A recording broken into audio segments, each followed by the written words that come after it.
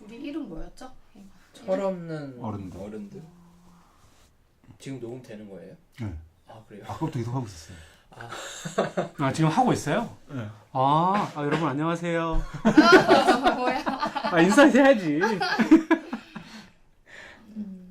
그러면 어때요? 그러니까 비트코인이라고 명하는 그런 것들이 화폐냐라고 얘기할 수 있는 건지 얘기해 보면 되는데, 일단 제가 아는 이사장으로서 제가 아는 화폐의 개념으로는 화폐가 아니에요.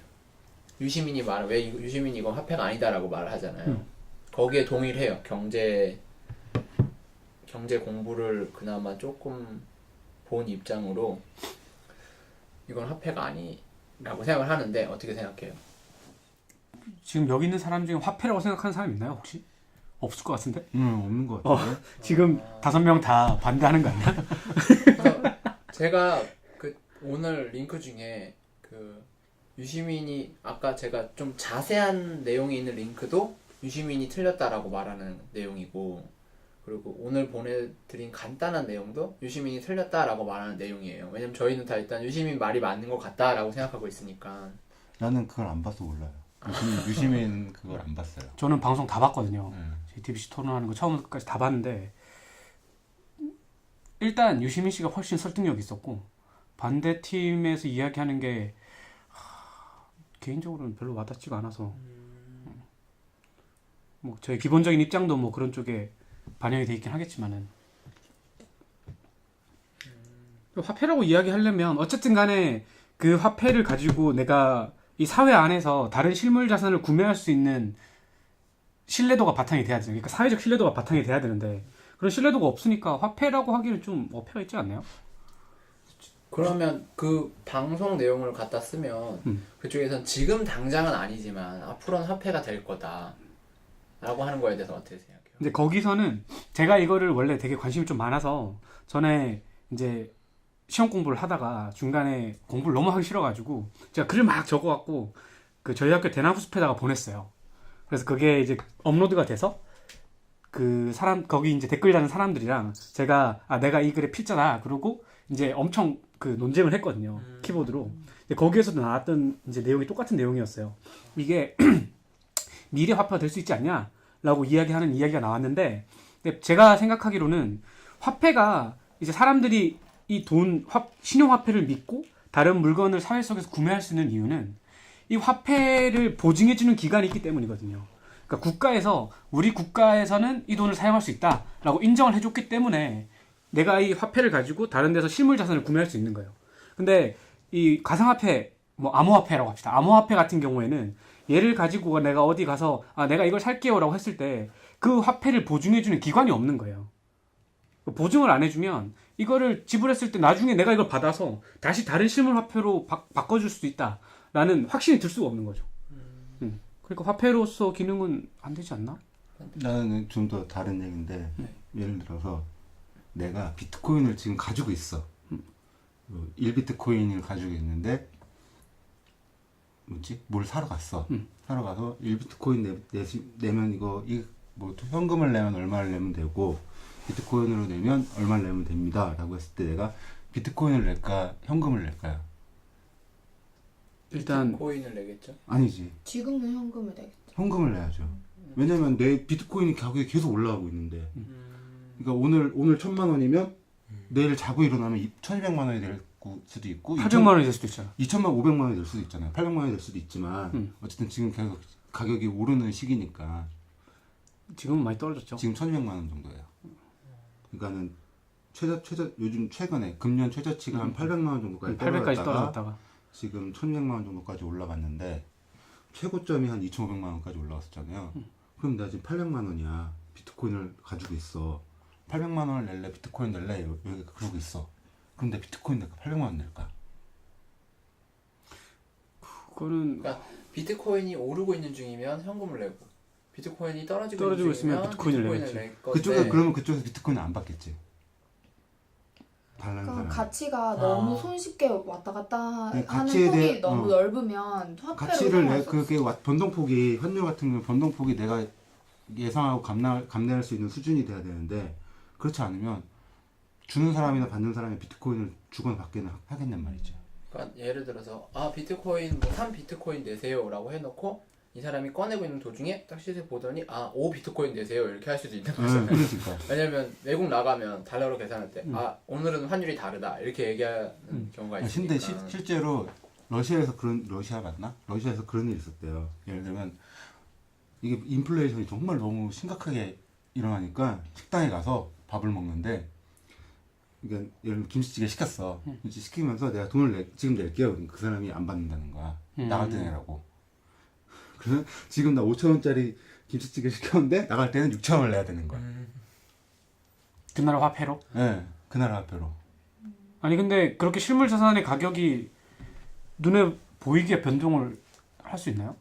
뭐 짐바브웨나 이런 데 같은 거 베네수엘라나 이런 데는 그렇게 할 수 있으니까. 아니 그러니까 뭐 금이나 주식이나 이런 것들 보면 시세표가 있잖아요. 그래서 얘가 지금 가격이 얼마다 이게 눈에 딱 보이는데 김치찌개를 가지고 시세표를 그려놓진 않잖아. 아니 이게 걔네들은 인플레이션 때문에 그런 일이 실제로 있었대요. 인플레이션이 심하면 화폐 가치가 떨어지니까 이제 보통은 이제 비트코인은 다르지만 우리는 보통 그런 거래 시장은 장 오픈, 장 마감으로 기준을 삼잖아요. 그러면 장이 다시 열리기 전까지는 일단 그 가격으로 거래가 되는 거잖아요. 뭐 장이 열리고 어떻게 되겠다는 떠나서 일단 마감 가격이 얼마니까 그걸로 간다. 그런데 이제 인플레이션이라는 건 따로 그런 시장이 있는 게 아니잖아요. 그러니까 화폐 가치가 계속 그렇게 올라가서 예를 들어서 그 밥을 먹고 있는 사이에 장을 보러 간 사람이 연락이 와서 사장한테 인플레이션이 올라갔다 라고 하면 이 김치찌개 원가가 올라간 거니까 이 사람한테 이건 도저히 5,000원을 못 받는다 6,000원을 받겠다라고 할 수 있는 상황이 있을 수 있는 거죠. 그러니까 그 사이에 어떤 일이 벌어지냐에 따라 다르긴 한데 그러니까 정말 좀 안정성이 너무 떨어지는 시장은 그럴 수 있겠죠. 만약 화폐가 비트코인밖에 없는 나라다 그러면은 뭐 비트코인 시장에 따라 영향을 그렇게 받을 수밖에 없으니까. 그러니까 비트코인이 뜬 이유가 비트코인이 뜨게 된 이유 뭐지? 우리가 흔히 암호화폐라고 하는 것들이 생겨난 이유가 실질적으로 역사적으로 보면 그 2008년 금융위기 때 그 이후로 이런 것들이 막 만들어지기 시작을 했잖아요.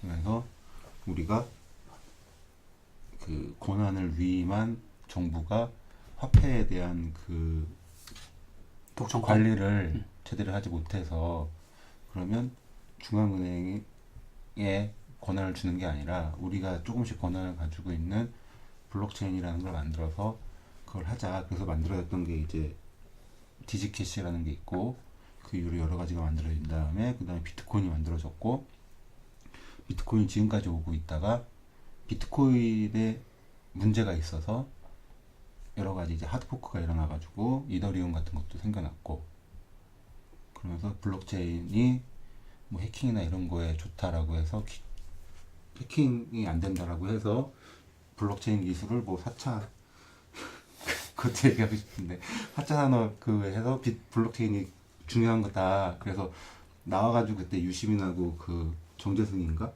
그 사람하고 막 4차 산업의 블록체인이 중요하다. 근데 블록체인이 비트코인하고 같은 건 아니잖아요. 다르죠. 근데 그 얘기를 계속 하고 있잖아요 지금. 근데 같다고 말하고 있죠. 그 JTBC에서 두 번째 주자가 그러면 비트코인과 가상화폐가 분리가 가능하냐?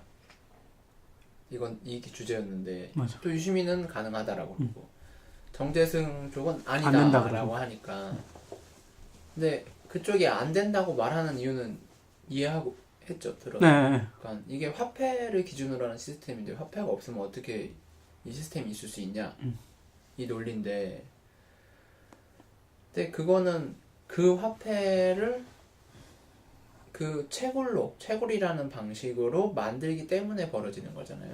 그러니까 화폐를 그냥 찍어내면 사실은 그런 문제는 안 생기는 거니까. 근데 그게 채굴을 하는 사람이 존재해야만 블록체인 생태계가 계속 유지가 되니까 그 채굴을 하는 사람들은 반드시 존재를 해야 되고. 그러니까 그것도 그러니까 저는 그런 것 같아요. 그래서 그거를 금이라고 따지면 비트코인이 금이라는 걸 땅에서 발견해서 화폐로 만들어도 돈이 되는 거고 있는 화폐를 구해도 돈이 되는 거잖아요. 그러니까 지금 이 가상화폐 시장은 채굴이라는 개념이 도입돼서 금화 그 뭐라고 하죠? 근본이제랑 같은 화폐 시장 같은 구조를 가지고 있는 건데 근본이제가 없이도 지금 화폐 시장이 있잖아요. 사실 그 채굴이랑 구조가 없어도 블록체인이라는 건 유통 시스템이기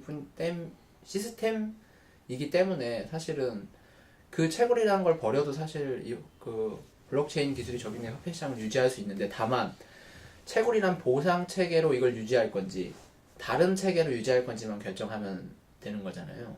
근데 무조건 채굴만이 되는 거다라고 하고 있으니까. 그럼 대안이 있는가라는 질문을 했을 때 있나요?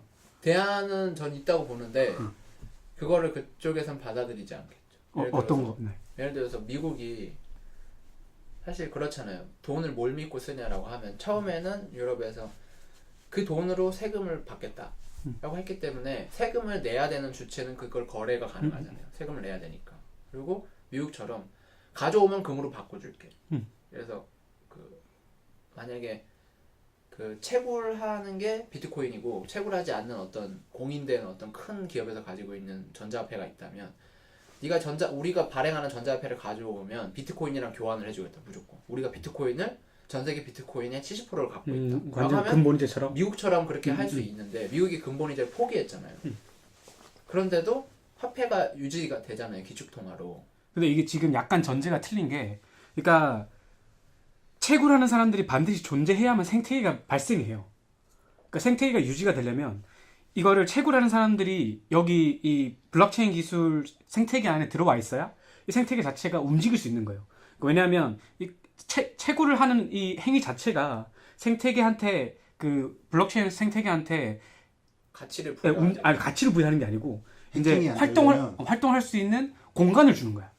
공간을. 그러면 예를 들어서 채굴이 딱 완료된 시점부터는 조건이 달라지잖아요. 막 전 세계에 있는 금을 다 캔. 그 사실 저도 그게 의문이에요. 그건 그거는- 2020 몇 년 연도가 아니고 그러니까 숫자로 정해져 있어요. 만약에 그게 반드시 채굴을 해야만 유지가 된다라고 한다면 고갈되게 안 되게 시스템을 해놔야 되는데 지금 비트코인은 그렇게 안 돼 있어요. 그렇게 안 돼 있으니까 고갈 되도록 돼 있죠. 채굴이 반드시 필요하다는 건 제가 볼 때는 어불성설인 거죠. 그럼 그러니까 채굴이 끝나면 어떡하냐? 비트코인은 지금 채굴을 하잖아요. 지금 1비트코인 채굴하는데 들어가는 비용이 한 600만 원 정도 든대요. 드는데 그러면은 비트코인 가격이 600만 원 밑으로 내려가면 그 사람들이 채굴을 안 하겠죠. 그래서 빠져버리잖아요. 그러면 예를 들어서 지금 비트코인을 우리가 지금 5명이잖아. 나 이렇게 5명이 딱 채굴을 하고 있어. 근데 누가 끼겠다는 거야. 5명이니까 그러니까 6명이 끼겠다. 근데 6명이 껴서 쟤네들이 작당모의를 해가지고 그 해킹을 해버려요. 그러면 6대5가 되잖아요. 그러면 이건 다 가라가 되는 거예요. 그쪽 해킹하는 쪽으로 넘어가.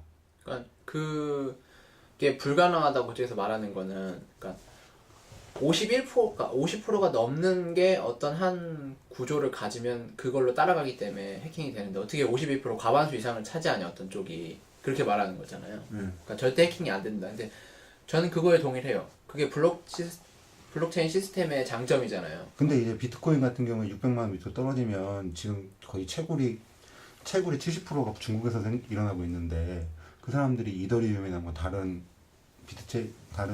그쪽으로 채굴로 넘어가 버리면 70%가 빠져버리는 거 아니에요. 그렇죠.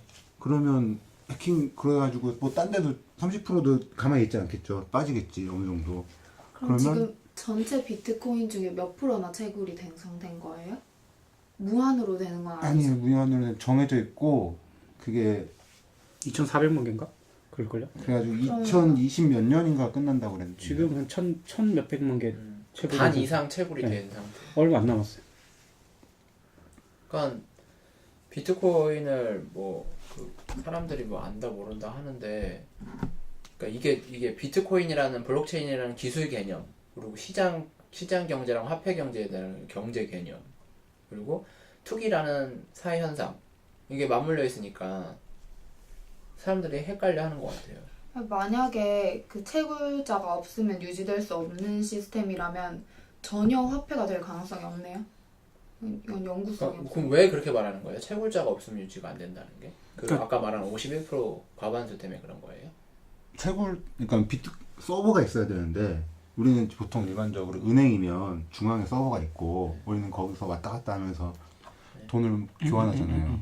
근데 비트코인 같은 경우에는 서버를 우리가 이렇게 여러 개가 이렇게 나눠져 있는 거야.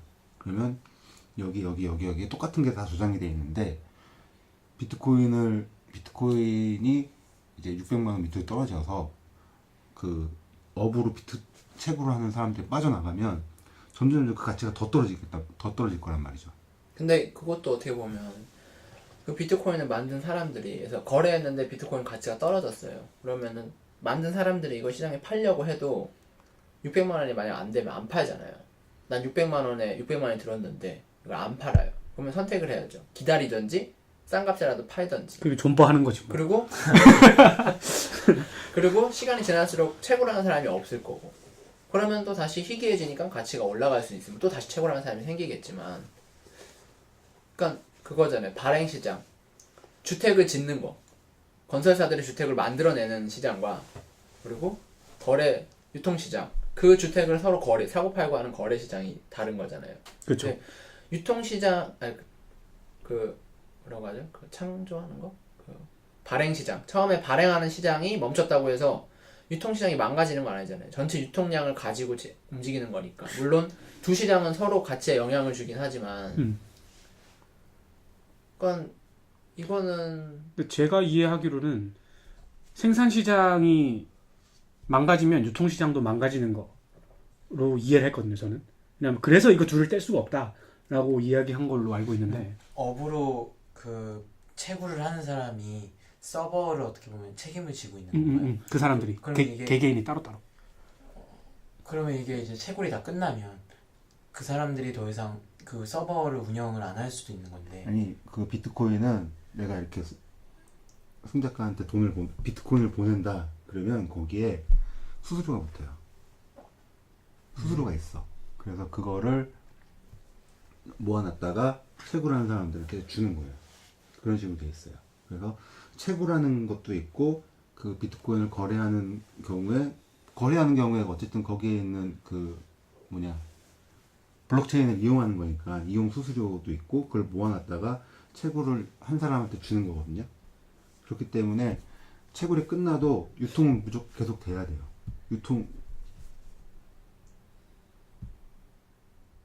그러네. 그 수수료를 받아가지고 그 수수료가 그러면 채굴하는 사람들한테 주는 거예요? 수수료가. 네. 그게 합리적이긴 해. 왜냐하면 그 사람들이 컴퓨팅 시스템을 사용할 수 있도록 해주는 거니까. 근데 우리가 은행에서 돈 이체하는 것만큼 그렇게 비율이 크지가 않아요. 엄청 비율이 낮다고는 굉장히 들었는데. 낮아요.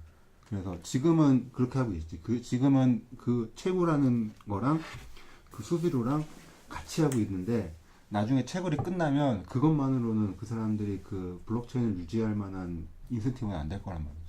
그럼 그 사람들은 서버를 운영을 안 하려고 빠져나갈 테고. 그러면 그 서버는 이제 누가 담당하게 되냐가 이제 남은 블록체인들이 담당하는 건데 남은 남아있는 블록체인들이 점점 수가 줄어들겠죠. 그러면 누군가 그거를 이렇게 가치가 있다면 한꺼번에 빼내려고 이렇게 10개밖에 안 남았으면 누가 11개 들고 들어올 수도 있고, 이건 사람이 아니라 기계만 있으면 되는 거니까 한 사람이 11개 들고 와서 그걸 한번 해킹해 버릴 수도 있는 거고. 그럼 이건 4차 산업혁명 관련해서는 왜 중요해요? 왜 중요하냐면 지금 비트코인의 채굴이라는 게 뭐냐면 장부를 쓰는 거예요. 비트코인은 처음에 거기 사람 이름이 들어가는 게 아니라 A가 언제 비트코인을 1비트코인을 채굴을 했다. A가 B한테 1비트코인을 보냈다. C가 B한테 1비트코인을 보냈다가 계속 쭉 기록이 돼 있어요. 기록이 돼 있으면 장부야. 이렇게 돼 있는 책처럼 돼 있는 장부인데 끝까지 다 썼어요. 그러면은 여기 뒤에다 하려면 얘를 풀러야 될 거 아니야. 재본되어 있는 걸 풀러서 다시 종이를 넣고 다시 여기다 써야 될 거 아니에요. 그게 채굴이에요. 그게 채굴이고 그거를 무슨 공식 계산이다 라고 하는 건데, 그건 이 장부가 해킹되면 안 되니까 그 수학 계산을 어렵게 만들어 놓은 거예요. 그거를 이게 풀렀다가 다시 끼는 거를 그걸 어렵게 만들어 놓은 건데, 그래서 우리가 그러면 야 이거 너가 할래 하잖아요. 근데 두 사람이 같이 해. 나도 할게 그래. 그러면 얘가 막 적어서 빨리 해가 책을 딱 장부를 하나 만들어서 너 줄게 빨리 줬어. 그럼 이 사람이 1등을 했잖아요. 그럼 얘한테 그러다 잘했어 1비트코인 줄게. 그렇지 줬어. 그게 채굴이에요.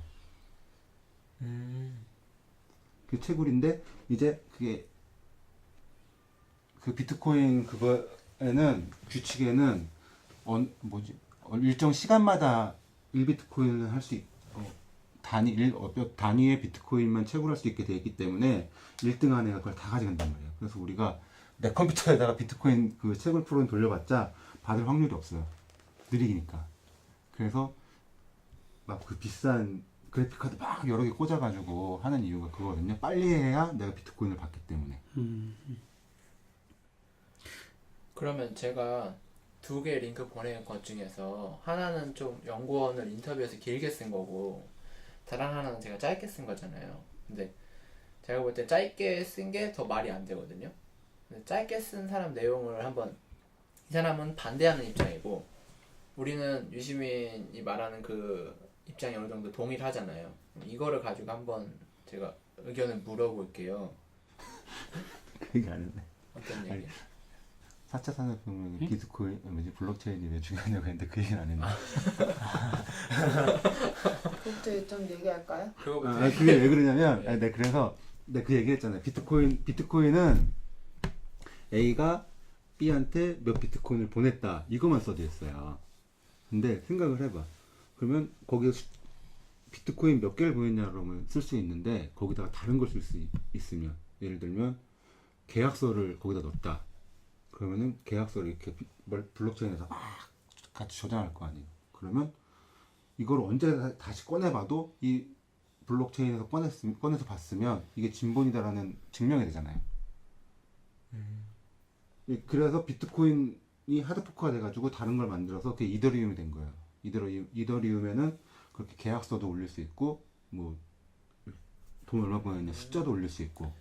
다른 블록체인 시스템이구나. 네, 그러니까 블록체인에 비트코인은 그렇게 되게 돈만 얼마를 보냈다라고만 적을 수 있지만 다른 그 이더리움이나 뭐 다른 것들은 거기다가 그걸 바꾸면 그림도 올릴 수 있고 동영상도 올릴 수 있고 텍스트 파일도 올릴 수 있고 숫자만 올리는 게 아니라 그렇게 되면 이 블록체인 시스템 안에 내가 저장을 해놨다. 이건 되게 신뢰할 수 있는 블록체인이다. 그러면 나중에 계약서든지 뭐든지 뭐 공문서든지 막 언제든지 꺼내 그걸 진본을 확인하고 싶으면 그냥 보기만 하면 돼. 그런 시스템으로 활용한다고 해도 채굴자가 필요해요? 채굴자가 필요하죠. 그거를 왜냐- 만약에 아니, 어떤 채굴- 기업에서 가지고 있어요. 그러니까 채굴자가 아니라 채굴을 하는 시스템이 필요한 건데 예를 들어 기업에서 그걸 예를 들어 은행이 운영을 한다. 그러면 보증 시스템으로. 그 운영에 자기네들 돈 들여서 자기네들 그 채굴 시스템을 놔두고 막 여기 지점마다 뭐 하는 예를 들면 뭐 국민은행이다. 그럼 국민은행 지금 전국에 수백 개 있는데 지점마다 하나씩 다 놔둘 수 있잖아요. 그러면 뭐 정전이 된다거나 아니면 뭐 벼락을 맞을 수도 있고 수해를 입을 수도 있고 무슨 그런 많은 경우에 그게 뭐 수백 개 중에 절반 이상 그럴 일은 없잖아요. 그러니까 그 아무 때나 꺼내 보면 이걸 진본을 확인할 수 있다는 거예요. 저 잘 모르기 때문에 이게 약간 궁금한 게 그러면 이제 블록체인 기술이 개인과 개인이 거래를 할 수 있다는 게 장점이다라고 많이 들었는데 그러면 그게 결국에는 그 은행이 갖고 있는 권력을 좀 분산시킨 것 뿐이지 다시 그쪽으로 권력이 모이는 거 아닌가요? 왜냐면 개인이 그런 서버나 이런 거를 근데 이제 비트코인 수 같은 없으니까. 경우에는 아무나 들어갈 수 있잖아요. 들어갔다 확인을 할 수 있는 게 중요한 거예요. 아니, 내가 거기에 채굴자로 블록체인을 운영하는 채굴자로 들어갈 수 있는 게 누구한테 허락을 받아야 되는 것도 아니고 그냥 내가 원하면 내 컴퓨터에 그냥 블록체인 비트코인 프로그램 깔아가지고 그냥 들어가면 돼요. 그러면 끝이야. 여기에 자격 조건이 필요한 것도 아니고 허가가 필요한 것도 아니고. 그러니까 그게 지금 다 어느 정도 이해는 한 거 아니에요? 지금 말? 지금 주제가 뭐예요? 지금 뱅뱅 돌아서 주제가 지금 어디로 가는지 모르겠네. 시작은 왜 블록체인 기술이 4차 산업혁명에 중요하냐? 그러니까 그게 지금 이 얘기를 들었을 때는 비트코인 없이도 블록체인 기술을 충분히 활용할 수 있는 거잖아요. 4차 산업혁명 관련해서. 그쵸. 이렇게 되면 전혀 분리되는 게 문제가 없을 것 같은데. 근데 그게 그러니까 분산돼서 저장돼야 되잖아요. 근데 분산돼서 저장이 되려면 저장을 할 수 있는 장소, 공간이 필요한데 그 공간을 누가 제공하냐 이거지. 그걸 개인이 감당하기에는 너무 큰 공간. 아니, 개인이 근데 감당하게 만드는 거예요, 그거를. 비트코인 같은 경우에 이제 비트코인은 숫자만 적을 수 있잖아요. 간단하게 생각하면 용량이 굉장히 작아요. 그래서 비트코인이 처음 생겨나서 지금까지 만들어진 그 모든 거래 내역이 10몇 기가밖에 안 돼요. 개인 컴퓨터에다 저장하는 거는 아무 문제 없어요. 근데 만약에 이제 거기에 글이나 동영상을 저장하게 되면 어마어마하게 큰 용량, 개인이 감당할 수 없는 용량이 되겠죠. 그래서 예를 들어서 또 은행이 만약에 그렇게 블록체인을 만들어 잘 한다. 그럼 걔네가 그걸, 우리가 많은 사람들이 그걸 쓰면 걔네가 권력을 가지게 되는 거고, 우리가 개인이 비트코인처럼 그 채굴 기계를 마음대로 들어갈 수 있는 그런 블록체인을 만들어서 한다. 그러면 그 권력이 개인한테 완전히 분산이 돼 있는 거고, 어느 누구도 독점할 수 없게 되죠. 그렇게 되면. 거기 블록체인 아니 비트코인에다가 돈 그 거래 장부만 하느냐, 거기다 이제 딴 거를 하느냐에 따라서 이제 권력이 그쵸. 되겠네요. 용량 차이인 거고 다른 걸 하는 건 이제 권력이라는 거는 과반수를 장악하냐 안 하냐. 그러니까 지금은 과반수가 아니라 그냥 중앙이나 은행이 그냥 우리가 장부를 이 장부에 다 맞게 거래를 해야 되는 거잖아요. 우리가 종합하고 우리가 정산하는 건데, 이러면 항상 중앙 집권하게 되기 때문에 이게 해킹당하거나 이게 문제가 생겼을 때 오류가 있을 수 있잖아요. 블록체인이라는 거는 아까 설명한 것처럼 이거를 개개인들이 하게 만들고 그거를 복수로 확인해서 안정성을 확인하는 건데, 그럼 그걸 누가 하냐는 건데, 그거를 그 사람이 시키게 하기 위해서 채굴이라는 개념을 도입해서 네가 시스템을 일부 가지고 있고 채굴이라는 과정으로 그 거래 수단인 코인을 얻었을 경우에 이거를 시장에 내놨을 때 그 가치를 인정받으면 네가 이 시스템을 유지하는 거에 대한 보상을 주는 거야.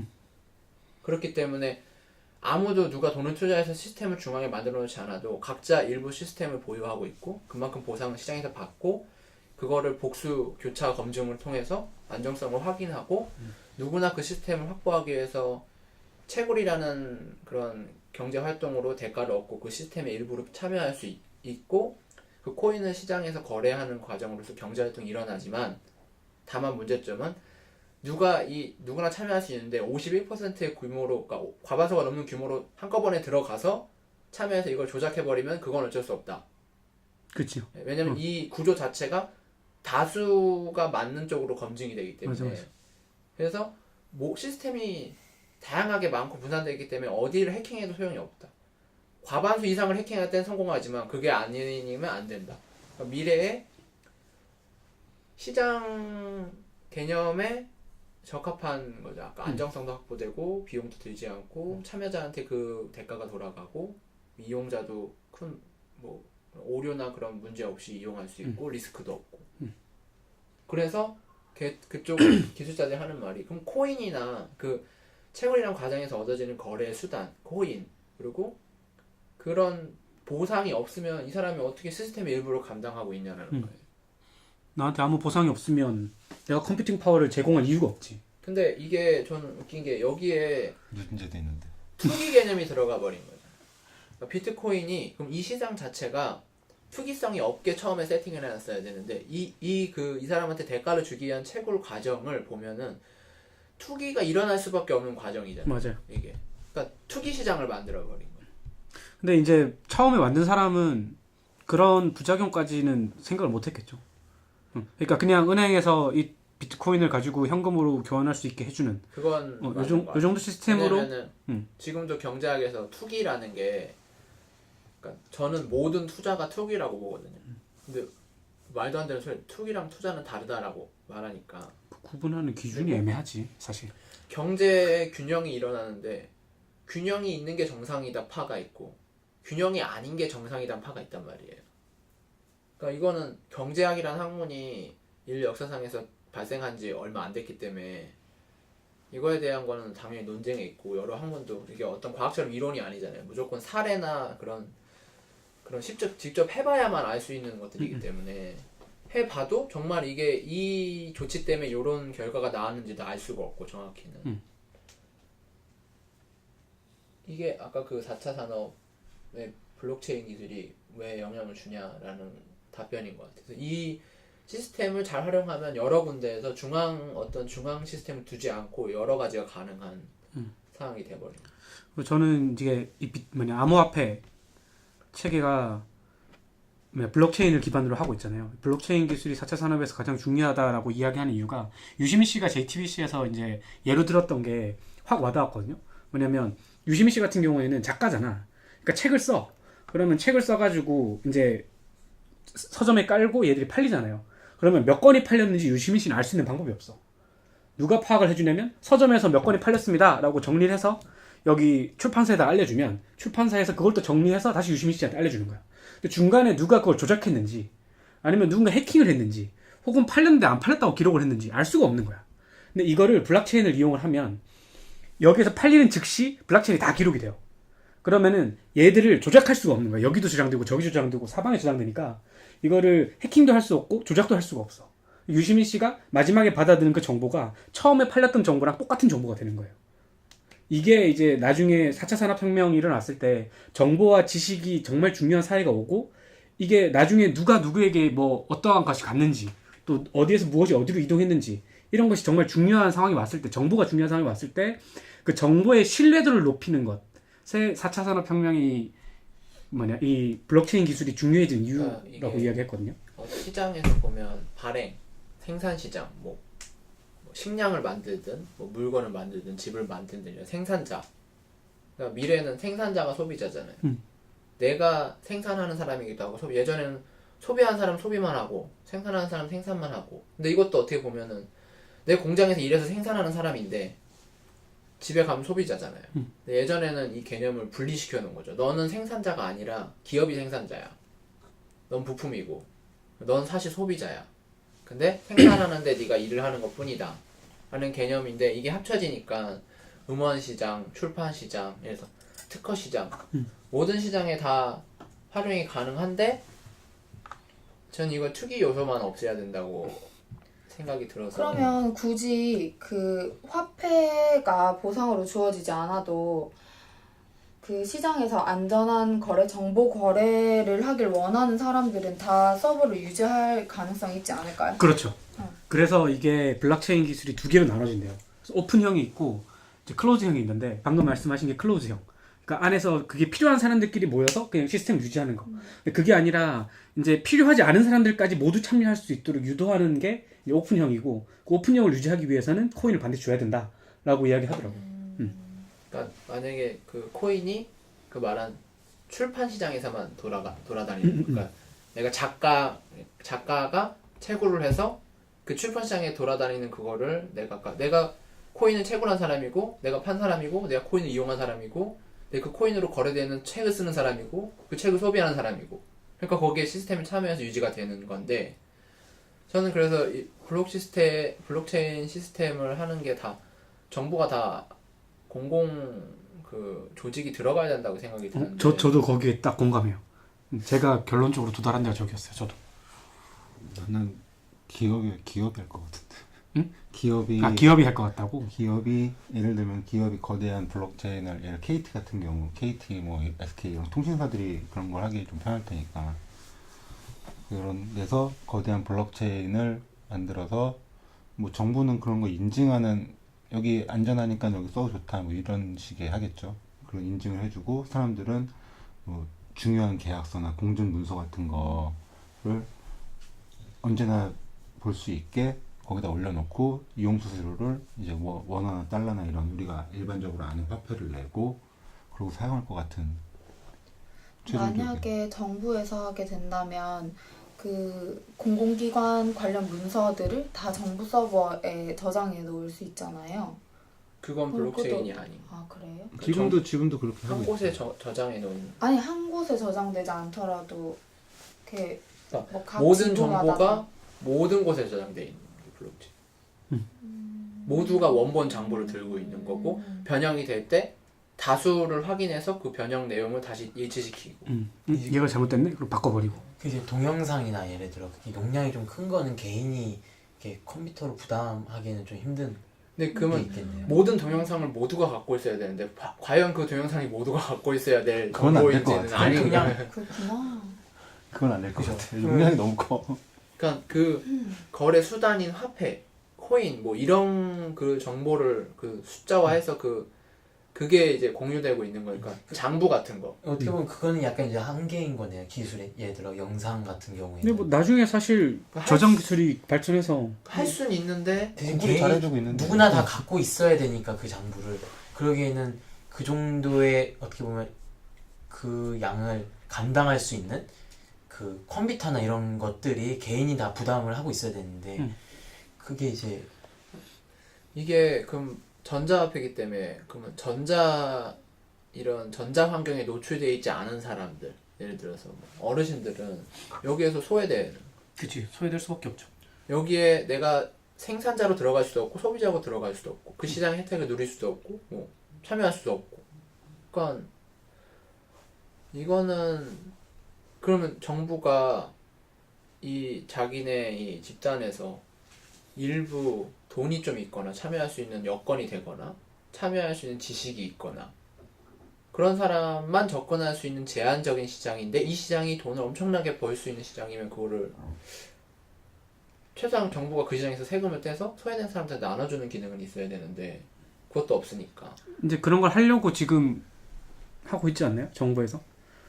정부가 각 부처별로 다르게 접근하잖아요. 그러니까 차라리 이거를 그러니까 이게 만약에 옛날처럼 우리가 뭐 통신 기술을 개발해야 된다 했을 때 뭐 공항을 만들어야 된다 했을 때 정부가 회사를 만들어서 하는 것과 정부가 민간 사업자들 참여해라 라고 하고 너가 해 경쟁하지 말고 너희 두 기업만 해 라고 혜택을 주던가 아니면 우리가 지원을 할 텐데 아무나 들어와서 그냥 경쟁해.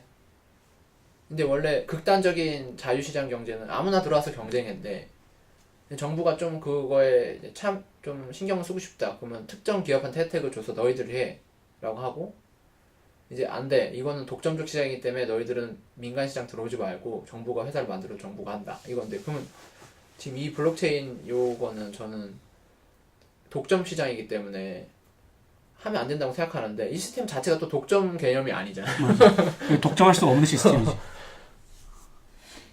그러니까 그러면 저는 누구나 이 시장의 시스템 내가 채굴자가 될 수 있는 여건을 제공해줘야 된다고 생각해서 그게 쉽지 않을 것 같아요. 그러니까 이 시스템 자체가 이 가상화폐라는 게 이거를 접근할 수 있는 사람만 접근할 수 있고 알고 있는 사람만 활용할 수 있는 시장이기 때문에 만약에 튤립이다. 예를 들어서 우리가 주택시장에 화가 나는 이유는 뭐냐면 나도 돈 있으면 주택시장 들어가서 뭐 사고 팔고 하고 싶은데 난 그 정도 돈이 없으니까 화가 나는 거 아니에요. 나도 그 판에 껴서 같이 좀 돈 좀 따고 싶다. 나도 껴달라. 근데 그게 안 되니까. 근데 지금 할머니 할아버지들도 어르신들도 자기들이 잘 모르는 개념인데 학원까지 들어가면서 무슨 강연을 들어가면서 비트코인을 하는 이유는 뭐냐면 끼고 싶은데 잘 모르겠으니까 그런 도움을 받아서 끼는 거잖아요. 이게 전 아예 이 처음 컨셉 자체가 그렇게 건전한 컨셉은 아닌 거. 정부가 무조건 규제할 수밖에 없는 컨셉인 거. 이거를 그러니까 사회 이익이 된다. 그건 어떻게 보면 자기들이 사는 사회지. 차라리 그럼 세금을 내겠다라는 사람도 있겠지만 사회가 그 세금을 그 필요한데 쓸 수 없는 사회면 우리나라는 저는 약간 아직 그런 사회는 아니라고 생각해서 미국은 아예 이게 그냥 하나의 상품으로 본 거잖아요. 비트코인이라는 상품이니까 상품 거래소에서 거래를 해라. 그리고 세금을 떼겠다. 차라리 지금은 딱 그 정도가 맞는 거. 근데 나 여기 저번에 보내준 링크에 보면 네. 그 뉴욕에서 디지 라이센스를 줘가지고 비트코인을 거래할 수 있게 했는데 우리나라 비트코인 거래소 폐쇄한다라는 얘기는 하고 있다라는 그런 네. 부분이 있었어요. 네. 근데 거래소는 법적 용어예요. 맞아요. 그래서 거래소는 아무데나 쓸 수가 없어요. 그래서 거래소는 국가한테 인증받은 기관만 쓸 수 있는 용어고, 두 번째 그 디지라이센스인지 비트라이센스인지 그거는 비트코인을 합법적으로 거래할 수 있게 해주겠다라는 라이센스가 아니라 비트코인 같은 이러한 암호화폐가 거래가 될 때 자금을 추적할 수 있는 시스템을 갖추는지 안 갖추는지를 확인을 하고, 그 자금 추적 시스템을 가지고 있으면 걔네들이 됐다. 이게 범죄 쪽으로 흘러가지 않게. 그래서 어디든 거래해도 돼라고 하는 라이센스를 준 거거든요. 그러니까 암호화폐를 니네가 마음대로 거래해도 돼. 그래서 준 게 아니에요. 정부가 확인할 수 있는 그 추적 시스템을 가지고 있다라는 걸 확인해 주던 거예요. 그러니까 우리나라는 거래소가 아니라 중개소잖아요. 그쵸. 그러니까 뭐 확인이 안 돼요. 그러니까 우리나라는 그런 관련된 규정이 아무것도 없으니까 그냥 시장 상황에 맞게 그런 기업들이 생겨난 거고 그냥 거래를 마음대로 하는 거잖아요. 그거를 어쨌든 파악을 하고 정부가 제시하는 틀 안에서 움직여야 된다는 건 어떻게 보면 보수적인 입장이니까 보수들도 찬성을 해야 되는데 이거 뭐 돈만 벌면 뭐 다 괜찮다고 하는 식이니까. 그래서 어쨌든 그 우리나라도 그 실명제 해서 실명제로만 거래하라고 하니까 가격이 팍 떨어졌잖아요. 중국 사람들 다 떨어져 나갔고. 그때 가격이 올랐던 이유가 중국에서 거래를 못하니까 한국 와서 현금화하는 문제 때문에 가격이 올라갔던 건데. 지금 좀 누가 정리 좀 해주면 안 돼요? 나 지금 머릿속에 지금 무슨 내용이 왔다 갔다 했는지 정리가 하나도 안 돼.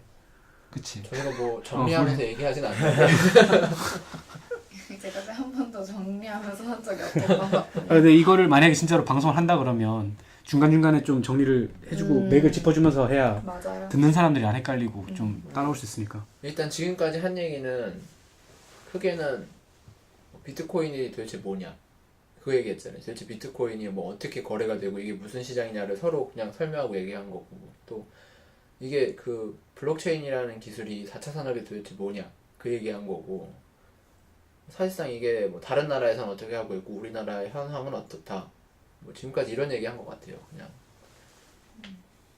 근데 비트코인이 아니라 블록체인 기술이 좋게 활용될 수 있는 경우가 있거든요. 사실 우리나라 같은 경우에는 은행 계좌를 마음대로 만들 수가 있잖아요. 뭐 거의 아닌 경우도 많지만 차명 계좌도 만들 수 있는데 은행 계좌를 마음대로 만들 수 있잖아요. 그런데 그 예를 들면 중앙아시아나 아프리카나 이런 데 가면 은행이 너무 멀어서 못 만드는 사람들도 있고, 신용이 안 돼서 은행 계좌를 못 만드는 사람들도 있고, 그런 사람들이 있잖아요.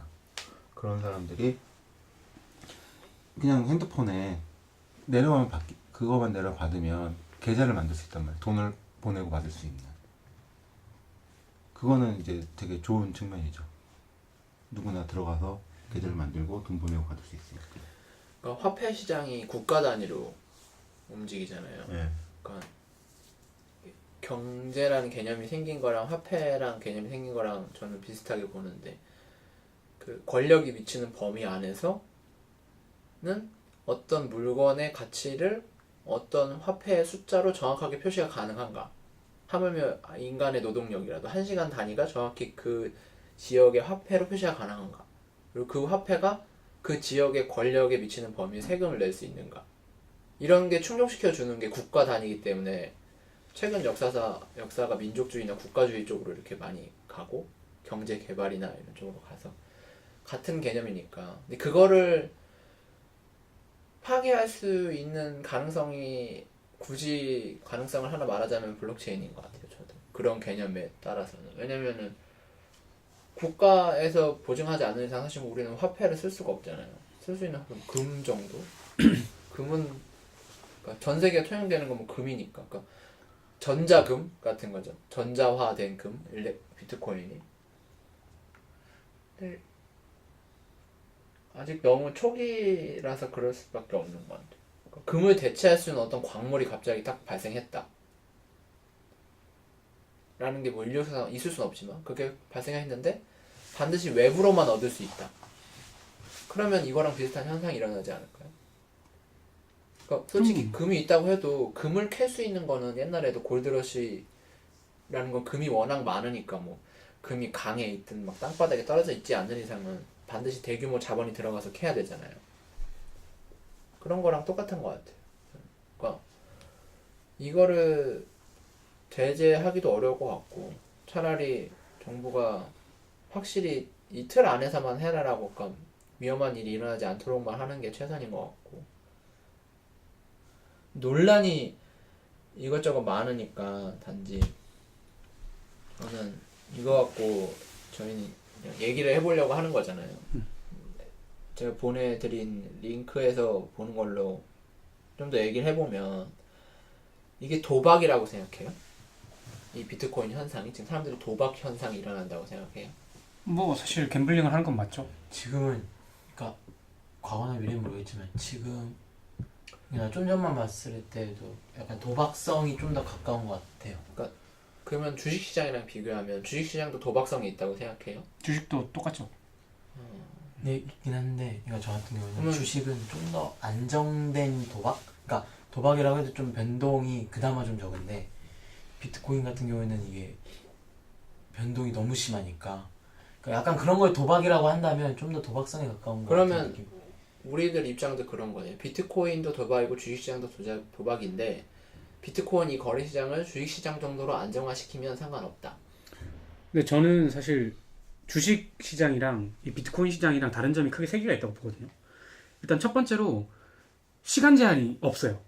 코인 시장은. 그래서 사람들이 장이 열렸을 때만 하는 게 아니라 거기에서 장이 뭐 열린다 닫힌다는 개념이 없으면 24시간 하잖아요. 이게 일단 첫 번째로 피로감을 엄청 누적시키고 거기 참여하는 사람들에 대해서. 그다음에 두 번째로 정부 규제가 완전 빠져 있어요. 주식은 뭐 사이드카 같은 거 발동해서 뭐 하루에 몇 프로 이상 올라가면 더 이상 이제 당분간 올라가지 못하게 막 규제하는 시스템도 있고, 그다음에 사람들이 파악할 수 있게 정보도 항상 공개해야 되고 뭐 이런 것들이 있는데 아직까지 코인 시장은 그런 게 없죠. 그리고 마지막 세 번째, 이게 전 제일 중요하다고 보는데, 일단 주식 시장은 투자하는 대상이 새로운 재화를 생산해낼 수 있는 능력이 있는 투자처들이에요. 그러니까 기업이잖아요, 기업. 실제 가치를 배경으로 한다. 그렇죠. 실물 자산을 그 기반에 두고 있다는 거예요. 그래서 기업에서 뭔가 재화를 생산해내고 새로운 실물 자산을 만들어서 얘들을 팔면 얘들이 이익이 생기고 그 이익을 바탕으로 주주들한테 다시 분배해주는 시스템이 있잖아요. 근데 비트코인, 그러니까 가상화폐 시장은 그런 게 없어. 그러니까 얘네들은 뭔가 실물 자산을 새롭게 생산해내질 못해요. 아직까지는. 미래는 할 수 있다고 생각을 하는데 지금 당장은 얘들이 그런 걸 못해. 그러니까 얘네들한테 투자해서 뭔가 더 많은 이익을 얻으려면, 원래 주식 같은 경우에는 내가 100만 원을 투자했으면 기업에서 1000만 원을 벌어왔어. 그러면 100만 원을 투자한 10명들한테 100만 원씩 다시 나눠주는 시스템이잖아요.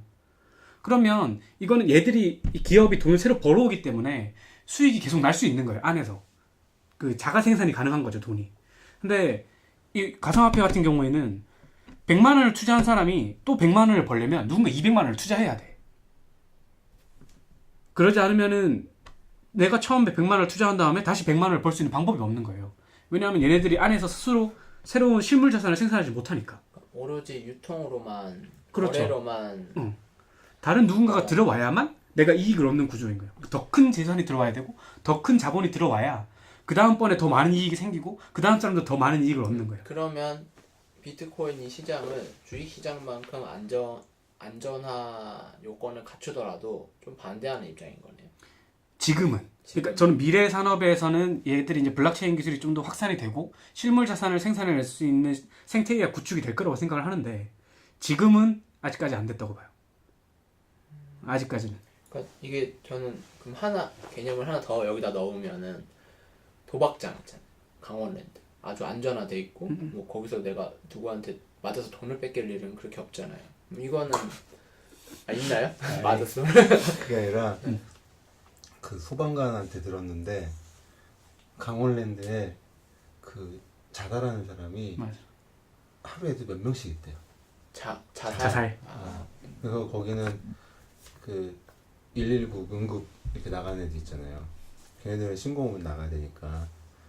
그러니까 하루에 몇 번씩을 나간대요. 그 사람, 걔네들은 가서 보고 이 사람이 안 죽었으면 쟤네들이 해가지고 병원으로 보내는데 죽었으면 죽은 거 확인하고 그냥 간다며. 경찰한테 인계하고.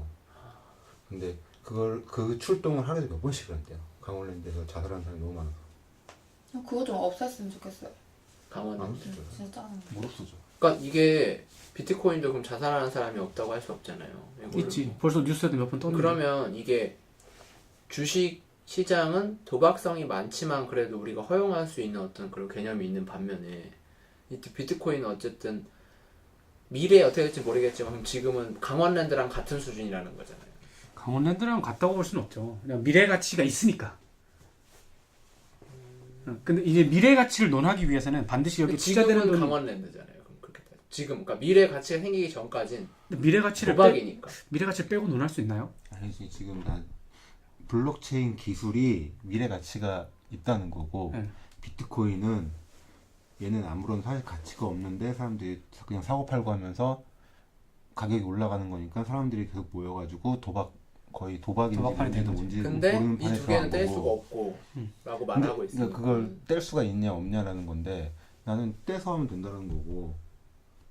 근데 비트코인이 저도 이제 그걸 좀 알아봤거든요. 그러니까 그때 이제 아까 얘기했던 그 대나무 숲에서 논쟁을 하다가 보니까 이제 다른 화폐들, 그러니까 미래에 나오는 새로운 이제 다른 화폐들이 가치가 있으면 걔들한테 투자를 해야지 비트코인한테 투자하는 건 잘못되지 않았냐라고 얘기를 하니까 뭐라고 하냐면 새롭게 나오는 이 화폐들이 비트코인을 매개로 거래돼요.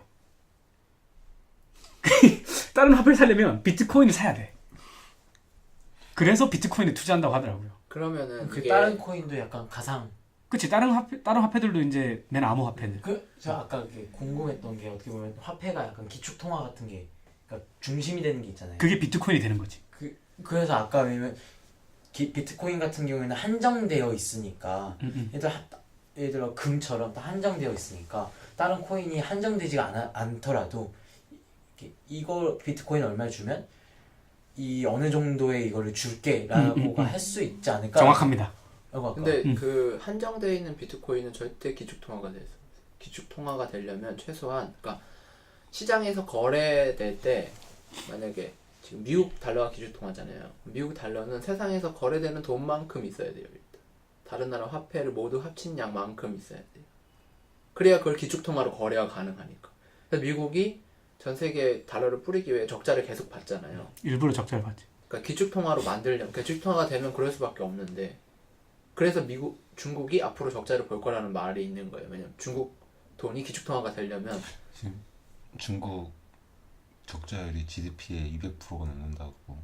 앞으로 더 내겠죠. 그러려면 미국처럼 근데 자국 소비 시장이 커야 돼요. 음. 전 세계에 그걸 흡수하려고. 중국은 공산국가라서 정부가 그 통계를 안 내준대.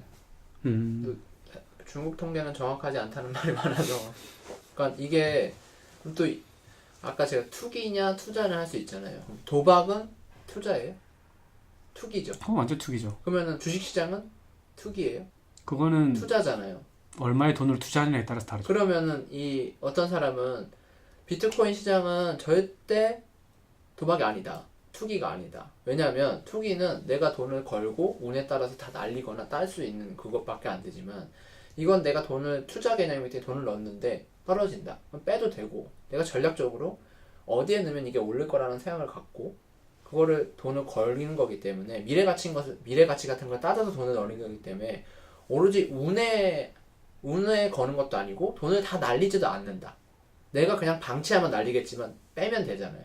그래서 이건 도박이 아니라는데 근데 도박에서의 게임도 전략이라는 게 약간 있을 수가 있잖아요. 그쵸. 그러면 이 사람 말에 대해서 어떻게 생각해요?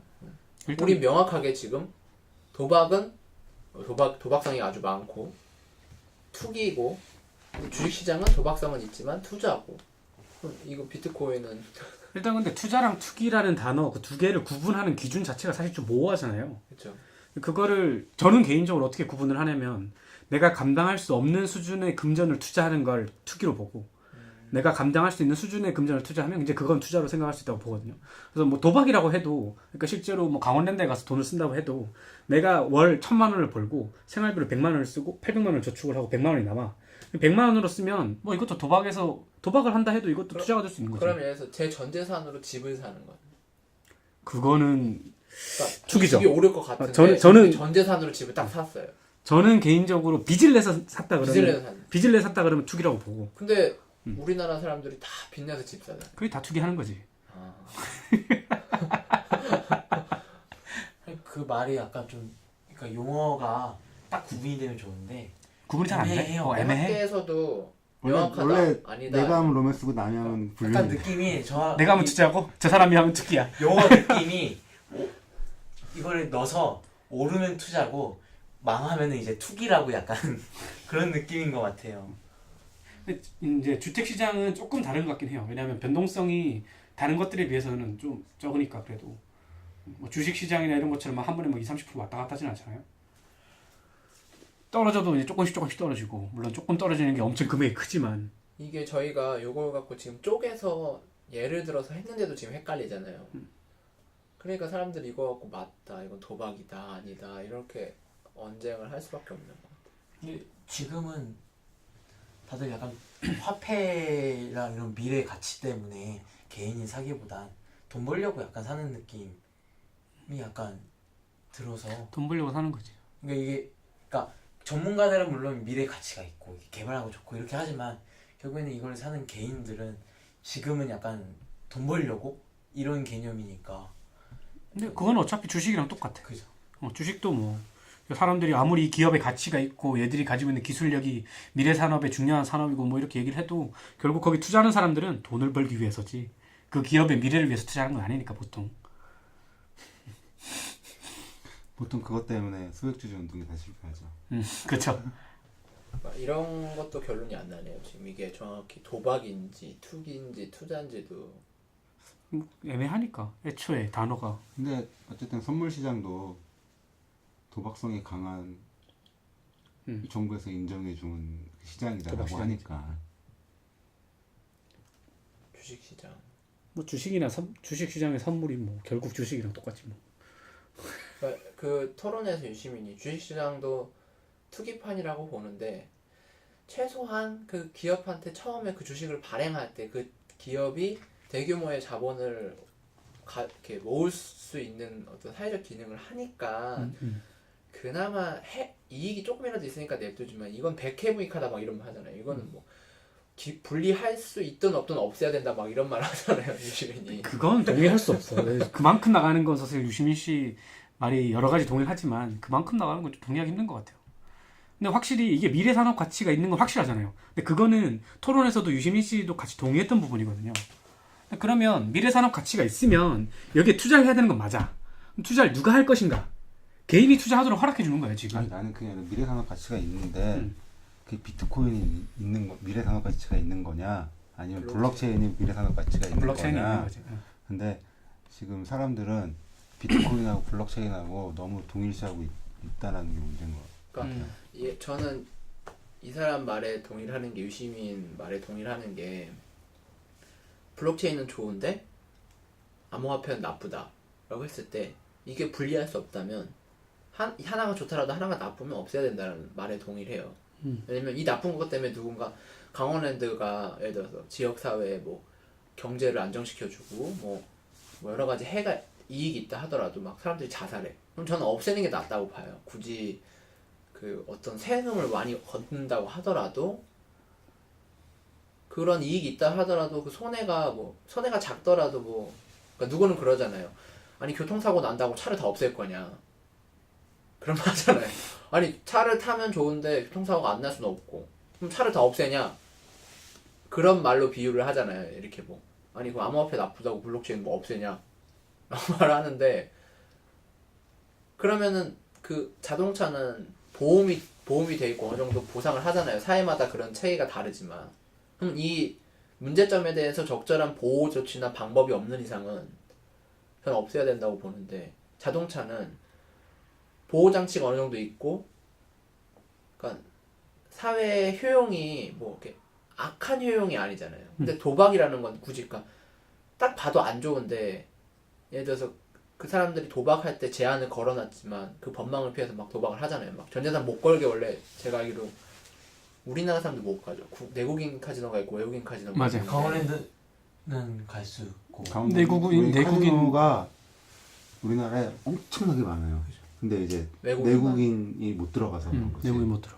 그리고 내국인 들어갔을 때도 얼마까지만 가능하지 않아요? 몇 불까지? 아니, 맞아요. 난 한계 그건 있을 거예요. 모르겠고. 한도 있을 거예요. 외국인 강원랜드? 네. 강원랜드 하루에 그 한도가 있는데 다 그 넘어서 쓴대요. 네.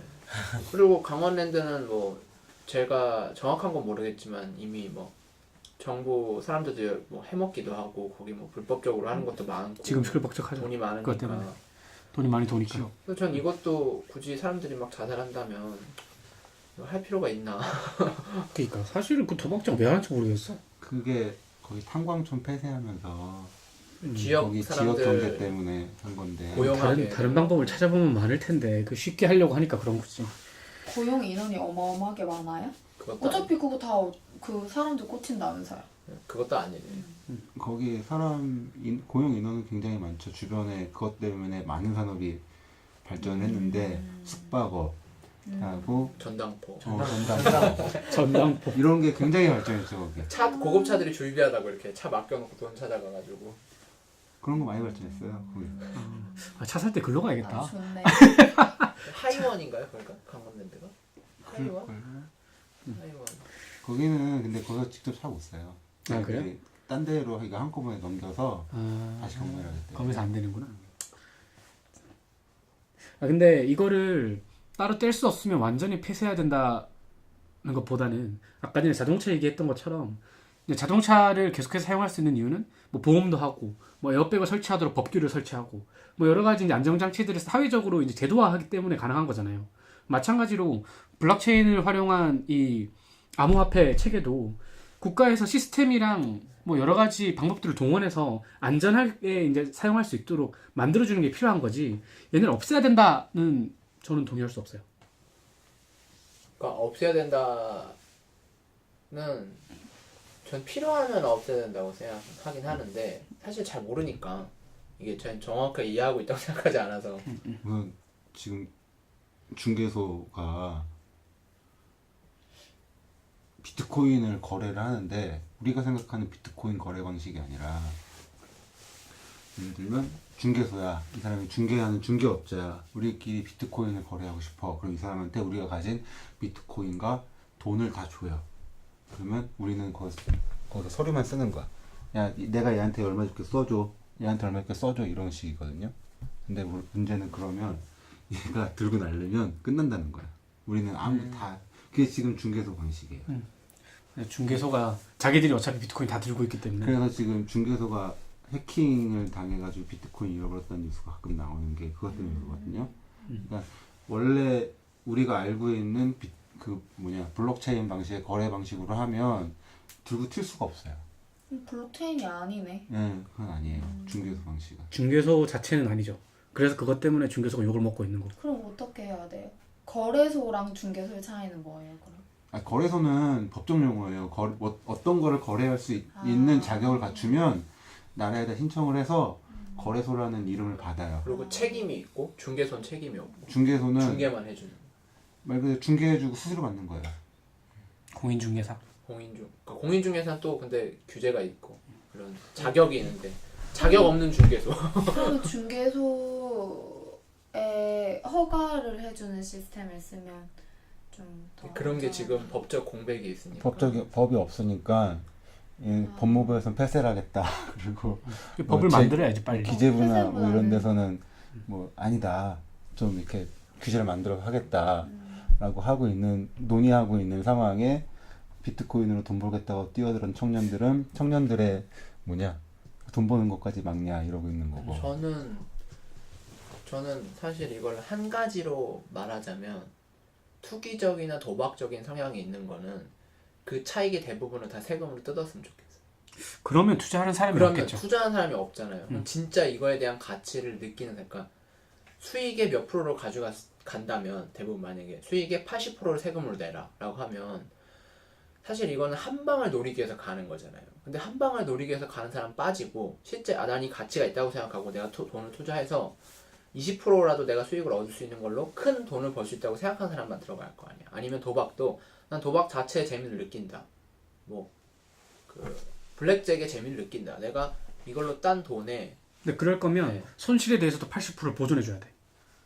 그러니까 손실은 자기 책임이니까. 그건 안 되죠. 이익만 내가 국가에서 취해가고 손실은 국가에서 책임을 안 준다. 주식은 그런 거 있어요. 주식은 얼마 이상일 근데 경우에는 그렇게 그러면은 하고 있어요. 손실도 80%는 아니지. 한 20 몇 프로. 손실을 책임을 그 정도 준다고 감수하면 하면 다 도박을 하겠죠. 왜냐면 내가 사회적으로 다른 생활을 하는데 손실이 그러니까 대신에 발생하니까. 이익도 내가 이만큼 들고 가는 거잖아 국가에서. 근데 그러면은 음. 그 도박을 하면 내가 다른 일 안 하고 내 돈으로 계속 도박을 하면 손해는 다 보전받고 수익은 20%는 어쨌든 내 수익이잖아요.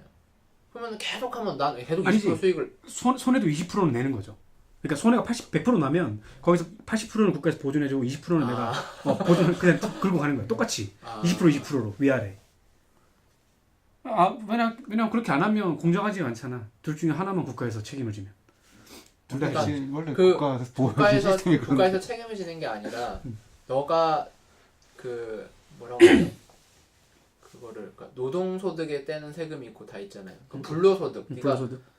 노동을 하지 않고 떼는 세금을 떼간다는 건데 근데 그러고 보니까 전략적으로 내가 도박을 했다.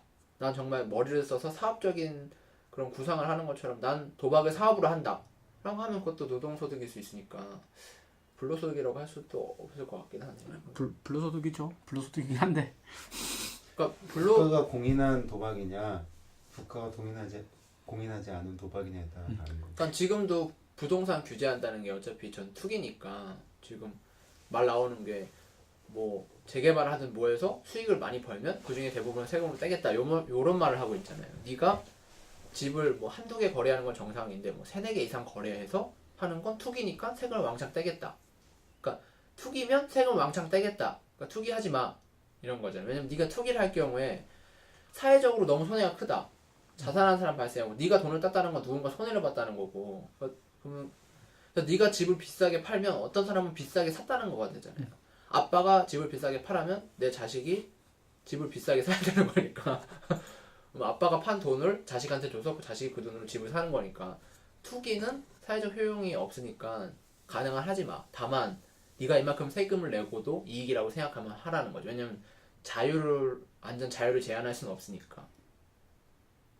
라는 개념 아닌가요? 결국에는 위험성이나 이런 거를 줄이기 위해서 누군가 이제 규제나 어떠한 이제 정책을 이제 해주는 건데 그거는 비트코인 블록체인 기술에서의 그 최종적으로 약간 원하는 거랑은 좀 거리가 먼 거 아니에요? 왜냐면 결국에는 규제나 이런 거 안 받고 개인이 개인끼리 거래하기를 원하는 거니까 그렇게 되면은 지금은 이제 그렇게라도 할 수 있는 게 이제 그런 규제나 이런 걸 하기 때문에 신뢰도를 만들게끔 이제 한 건데 예를 들어 나중에 이제 최종적으로 그렇게 가려고 하면 어떻게든 간에 결국은 비트코인에 대해서 사람들이 신뢰를 해야 되잖아요. 근데 그러면 그거에 대한 기반을 뭘로 생각을 한 건지가 저는 약간 궁금하거든요. 그런 거 없죠. 그런 거 없어. 그러면 그런 거 사람들이 이거에 대해서 그러니까 신뢰를 할까라는 생각이 좀 들거든요. 그러니까 1대1로 할 수 있다고 그런 거 없어요. 그런 거 없이 진짜 이게 그냥 오르니까 여기 싸구려 주전자 하나가 누가 100만 원 주고 샀어. 근데 저 사겠다는 사람이 많아. 그러면은 내가 빨리 사가지고 웃돈 붙여서 팔면 되는 거예요. 지금 그거예요. 지금 상황이. 그러니까 사실은 이게 다 문제라는 건 알지만 그냥 나만 안 당하면 되지 이런 생각으로 들어가서 오르고 난 팔고 나오면 되지 이런 생각이니까 결국 이 도박이나 이런 걸 하는 게 나만 아니면 돼 이런 좀 약간 공동체에 안 좋은 생각 때문인 것 같아서 그러니까 좋아 네가 그런 걸 말리진 않겠지만 네가 많이 버는 거 세금으로 뗄게 그러니까 하지 마 세금 많이 내기 싫으면 하지 마 약간 이런 메시지를 주는 거 그러니까 부동산 시장 너 집 사는 건 좋은데 그냥 주식이나 다른 투자를 하고 집으로 투자하지 마 이거잖아요. 집으로 너 3개 이상 사지 마. 뭐 막 재개발해서 돈 벌 생각하지 말고 정말 집이 좀 헐어서 정말 재개발을 해야 되는 거는 하고 뭐 그런 신호를 보내는 거잖아요. 사람들한테. 돈놀이 하지 마. 돈 놓고 돈 먹기 이런 거 하지 마. 이런 거잖아요. 투자를 하던가 네가 노력을 해서 투자를 하던가 노력을 해서 일을 하던가 다른 걸 해라 이런 메시지니까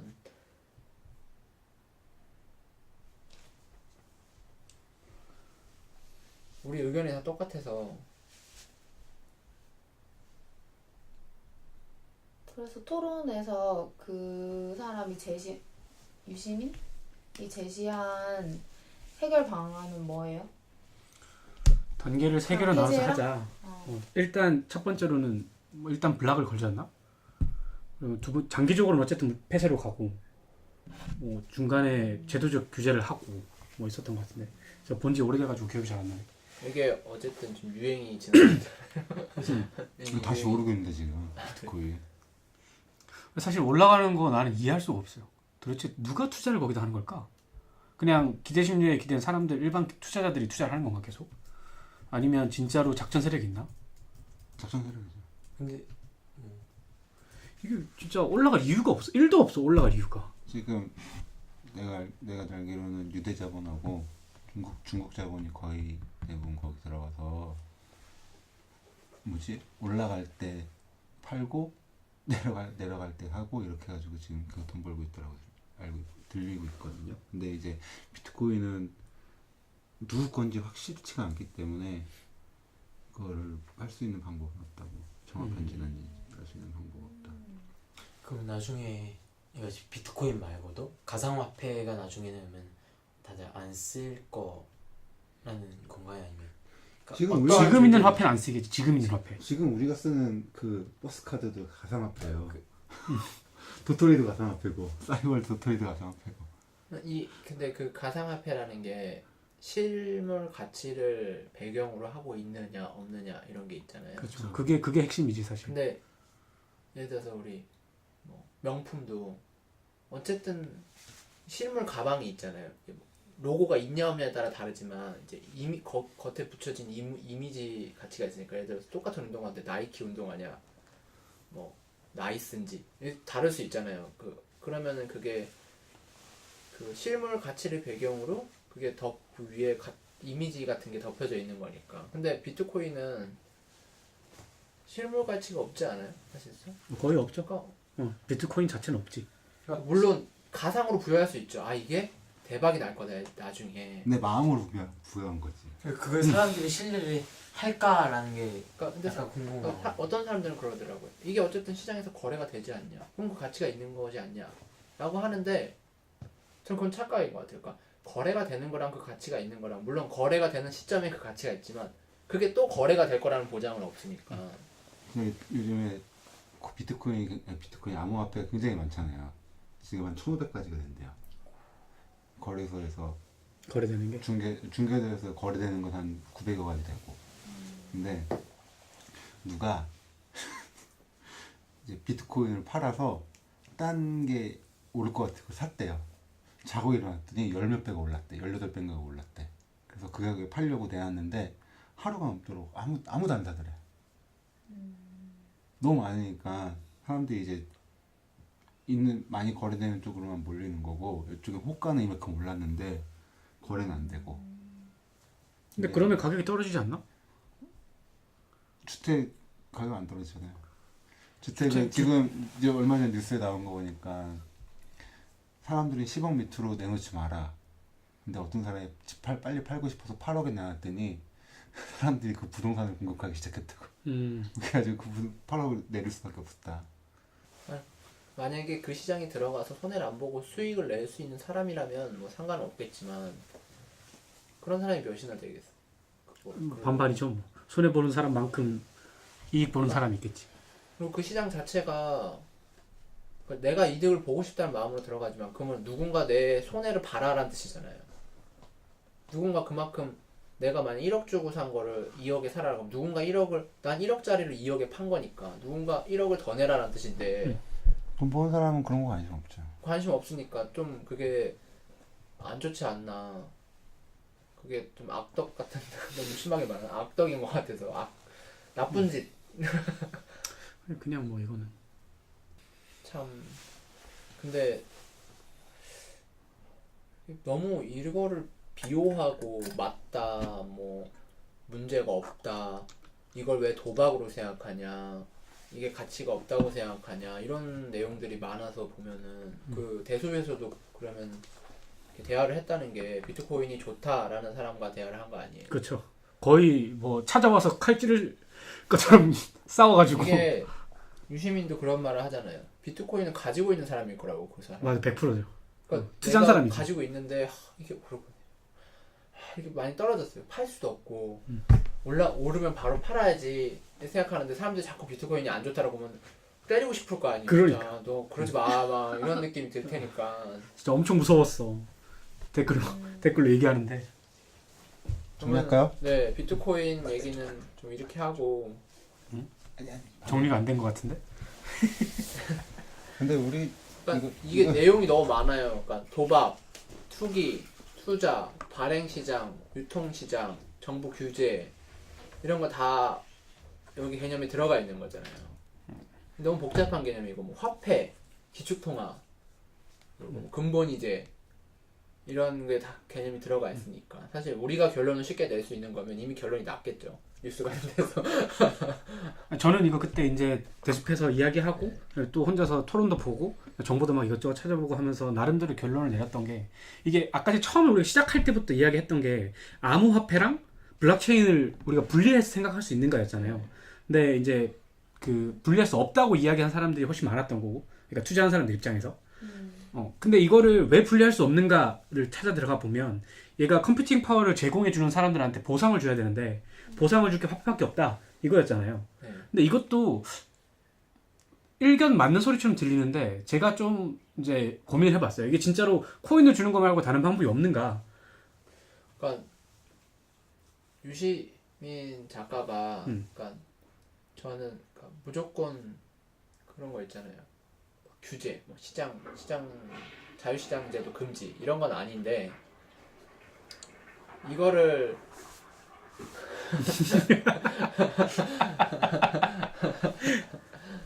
그러니까 만약에 베스트한 해법을 내자고 한다면 개인이 무리하게 돈으로 쓰면 투기라고 했잖아요. 그러면 무리하게 돈을 써도 되는 집단은 보통 회사. 내가 비즈니스를 하겠다고 사업자 등록증을 내놨다든지 나 이걸 하겠다라고 하는 사람들은, 그리고 회사라는 건 유한 책임이잖아요. 주식에 대한 책임이니까. 개인은 근데 내가 책임이 무한 책임이니까 막 자살하거나 그러니까 일단 개인은 거래 금지. B2B 거래라니까 사업자 간의 거래, 막 기업끼리 뭐 돈을 대금을 주고받는다든가 비즈니스 거래에서만 일단 활용해라 라고 하면 채굴을 개인이 하지 못하게 하는 거죠. 아, 채굴을 개인이 못하게 한다? 왜? 채굴은 개인이 그건 안 되겠다. 채굴은 채굴은 개인이 하되 내가 채굴을 거래를. 할 수만 있지 거래가 안 되는. 거래는 기업끼리만 해라. 기업끼리만. 그게 될까요? 이 규제가? 좀 힘들 것 같아.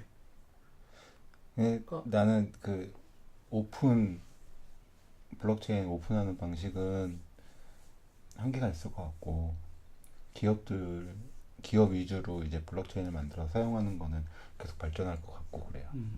근데 이제 어쨌든 오픈을 하지 않으면 기업이 채굴자가 돼서 시스템의 일부가 되고 또 기업이 그거 거래하는 거 정도는 괜찮을 것 같거든요. 이거는. 아니면 저런 건 어때요? 저는 개인적으로 어떻게 했으면 좋겠다 생각하냐면 이것 둘을 분리할 수 없는 이유가 컴퓨팅 파워를 제공을 하기 위해서는 반드시 그 사람한테 이익을 줘야 되기 때문이잖아요. 근데 이거를 법으로 제정을 해버리는 거야. 아예. 그래서 앞으로 뭐 개인 컴퓨터를 사거나 아니면은 이제 국가에 있는 시스템을 활용하기 위해서는 반드시 개인의 컴퓨팅 파워를 제공해라 라고 하는 법률을 만드는 거지. 그러니까 컴퓨팅 파워를 일정 이상 제공해야 이 시스템 안에서 그쵸. 거래가 가능하다. 우리나라에서 의료보험에 모두가 강제가입이 되듯이 결론은 비트코인이 아니라 우리나라에서 우리 지역에서는 어차피 여러 가상화폐가 있잖아요. 가상화폐끼리 주고받고 할 거 아니에요. 가치에 따라. 그러니까 우리나라에선 이 가상화폐 사용한다. 뭐 그렇게 할 수도 있는 정부 거고. 주도로. 이 가상화폐 룰은 아까 말한 그런 룰로 가는 거. 그러면은 괜찮을 것 같은데. 그죠. 아예 강제를 해버리는 거야. 보험처럼. 그러니까 우리나라 의료보험처럼. 최소한 이익은 살리고 자살하는 사람은 좀 없게. 막 이거 갖고 막 와 나 2억 잃었어 막 이런 사람 없게. 지금 그렇게 강제를 해버리면 코인이 존재할 이유가 없는 거예요. 왜냐면 모두가 다 들어가 있으니까 보상이 없어도 모두가 컴퓨팅 파워를 제공할 수 있는 동기가 생기는 거지. 그게 그 지역 화폐라고 들어봤죠. 네. 지역 화폐 쪽에서 그런 식으로 하려고 하고 있어요. 괜찮을 것 그러니까는 같아요. 지역 화폐가 하려면 그 예를 들어 동네에 있는 뭐 미용실, 커피숍 이런 데들이 참여를 해야 되잖아요. 그리고 요즘에 그런데 인터넷 안 쓰는 데 없고, 그러니까는 그 자기네 각 지역 화폐를 위한 블록체인 소프트웨어를 만들어서 그걸 설치해가지고 컴퓨터를 거기 놓고 업체마다 그 논 업체들은 그 지역 화폐에 참여할 수 있게 좋은 것 같아요. 그런 식으로 방법 하고 해가지고 있어요. 하는 거 근데 괜찮죠. 저는 지역 화폐는 좋은 것 같아요. 그런 식으로 많이 논의는 되고 있어요. 실제로 된 데가 있는지는 모르겠는데 그게 이제 미래가 되면 더 발전을 하겠죠. 우리나라는 지역 화폐가 없잖아요. 많아요. 지금 생겼어요. 꽤 있어요. 많아요. 아 그래요? 지금 꽤 여기 있어요. 여기 서구에만 가도 그 동네 지역 화폐 따로 있는데. 지역 저도- 화폐가 있어요? 종이로 돼? 저도 고향이 군위라고 경북에 있는데 거기 가면 군위사랑 화폐라고 이게 이제 우리 군에서만 쓸 수 있는 돈이 있어요. 그 지역 화폐가 보통은 군 단위로 내려가야 많고 인천은 여기 서구에 제일 큰 게 여기 서구 쪽에 하고 있더라고요. 그래서 나름 지역 경제 활성화 시키는 데 사용하고 있고 그리고 이제 블록체인이 진짜로 나중에 활성화가 되면 이제 제일 중요하게 사용될 때가 아마 자동주행 자동차들 이 이제 어디에 자동차들이 있는지 알아야 자동주행을 할 때 사고가 안 나잖아요. 그래서 모든 차들이 반드시 그 자기의 위치를 명확하게 그리고 신뢰할 수 있게 제공을 해줘야 되는데 그 시스템을 제공하기 위해서는 블록체인을 사용할 수밖에 없거든요. 이제 그 JTBC에서 나왔던 그 교수님께서 말씀하셨던 것처럼 근데 그걸 하려면 이제 컴퓨팅 파워를 또 누군가 제공을 해야 돼. 그럼 이걸 또 누가 할 거야? 근데 그 개인 그 차 안에 컴퓨팅 파워가 무조건 탑재돼 있으면 되잖아요. 그렇죠. 그러니까 그걸 국가에서 그렇게 제정하는 거죠 법으로. 그렇게 하면 굳이 코인이 없어도 다들 제공하지 않을까? 그거는 나라에서 제공할 게 아니라 IS에서 자동차. 표준을 딱 정해버리면 끝내요. 그러니까 그걸 이제 딱 정해버리는 거죠. 아예. 무인 자동차 시스템을 하려면 무조건 해야 된다. 이렇게 딱 정하면 될 것 같아요. 그 있잖아요. 그 요즘 뉴스에 많이 나오는 배가 출항을 하면 자기 위치를 전송하는 그 기계를 켜야 된다 그러잖아요. 그게 이제 무인 자동차가 들어가면 차에 그게 무조건 들어가야지 신뢰도가 높아지기 때문에 그걸 이제 지금 이제 차가 무인 자동차가 뭐 1세대, 3세대, 4세대 있는데 지금은 2세대 정도고 4세대가 돼야 완전한 무인 자동차가 된다라는데 그때 되면 그게 4세대는 그게 들어가야지만 된다는 그렇죠. 거죠. 그리고 그 위치 정보가 이제 한 군데 저장이 돼 있으면 해킹을 당하면 진짜 위험할 수 있으니까 이거 이제 블록체인으로 사방에 이제 깔아버리는 거지. 괜찮네. 위치 정보. 코인 없어도 되겠네. 제가 그때 이제 엄청 이제 논쟁을 하고 나서 그 위치라는 게 개인 정보지 않을까요? 개인 정보인데 차 근데 정보. 어쩔 수 없죠. 그런 거? 안 그러면 이게 사실 해킹 당해서 한 대가 막 날아다니면서 사람들 치고 다니면 어떻게 안 되니까. 맞아. 그래서 안전. 왜 우리 구글에 다 우리 개인 정보? 맞아. 이미 구글은 내가 어디 있는지 다 아는데 뭐. 바털련 털린 아니 적으로 구글은 애플도 다 알고. 구글은 그거지 이제 개인 실명으로 익명으로? 익명으로 받는데 너무 많이 받으니까 그거 조회법은 누군지 다 안다고. 하여튼 그런 생각까지 했었어요. 진짜 구글이 제일 무서운 것 같아요. 진짜. 그런 거 보면 진짜 구글이. 나중에는 리소스가 데이터가 자원이 되잖아요. 돈을 버는 자원이 데이터인데 이 데이터를 세계에서 가장 많이 갖고 있는 회사가 구글이잖아. 나 구글 없어지면 난 큰일 나요. 나는 모든 걸 다 구글에 저장해. 구글 드라이브. 구글 드라이브, 구글 포토, 지메일 뭐 이런 데 다 저장해. 구글 구글 납스 지금 구글 거죠. 구글이 네, 인수했나? 구글 유튜브? 거죠. 응. 오. 거기 없어지면 진짜 큰일 무섭다. 난다니까. 구글 납스 이런 데다 다 저장해놓으니까 난 구글 없어지면 큰일 나. 유튜브만 하더라도. 그러면 잠깐 쉬었다가